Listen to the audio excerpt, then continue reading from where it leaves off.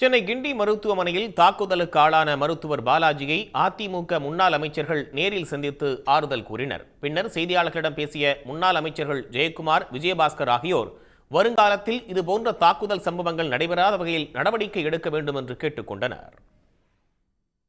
இன்றைக்கு மருத்துவர் மீதான தாக்குதலை நிச்சயமாக அனைத்து இந்திய அண்ணா திராவிட முன்னேற்ற கழகம் ஏற்றுக்கொள்ளாது.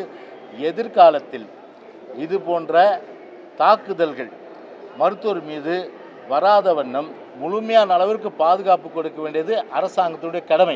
மருத்துவர் விரைவிலே குணம் பெற்று அவர் திரும்ப வேண்டும், பழையபடி அவர் மருத்துவ சேவை செய்ய வேண்டும் என்ற வகையில் அவர் இடத்துல சொல்லி அவருக்கு தைரியம்லாம் சொல்லி வந்திருக்கிறோம்.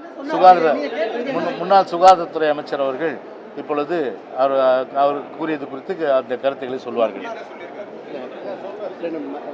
பாதிக்கப்பட்ட மருத்துவரை நேரடியாக அந்த பொதுச் செயலாளர் எடப்பாடி அவர்களுடைய உடனடியாக போய் பார்த்து நீங்கள் முதல்ல மருத்துவருக்கு தைரியம் சொல்லுங்கள் அப்படின்னு சொன்னாங்க. இங்கே எல்லோருமாக நாங்கள் அங்கே தைரியம் சொன்னோம். அண்ணன் அவர்கள் சொன்னது போல், அந்த ஜெயக்குமார் அவர்கள் சொன்னது போல், அவருக்கு பார்த்தீங்கன்னா கடுமையான காயம். அது பொதுவாக நீங்கள் நல்லா இருக்காருன்னு இப்போ அமைச்சர் சொல்லிட்டு போகிறாரு. நான் கேட்டேன் எத்தனை இடத்துல காயம்னு கேட்டால் அவருடைய கழுத்தில் காயம் ஏற்பட்டிருக்கிறது, அதோடைய தலையில் 2-3 இடத்துல காயம் ஏற்பட்டிருக்கிறது, அதே போல் காதில் இயர் லோபில் காயம் இருக்குது. எல்லா இடத்துலையும் மல்டிபிள் சூச்சர்ஸ் போட்டிருக்காங்க, எல்லா இடத்துலையும் சூச்சர் போட்டிருக்காங்க. ஏற்கனவே இந்த மருத்துவர் எனக்கு நன்றாக தெரியும், ஒரு துறையில் மூத்தவர் தான், ஹெச்ஓடி மெடிக்கல் ஆன்காலஜியில் புற்றுநோயுடைய மூத்த மருத்துவர்.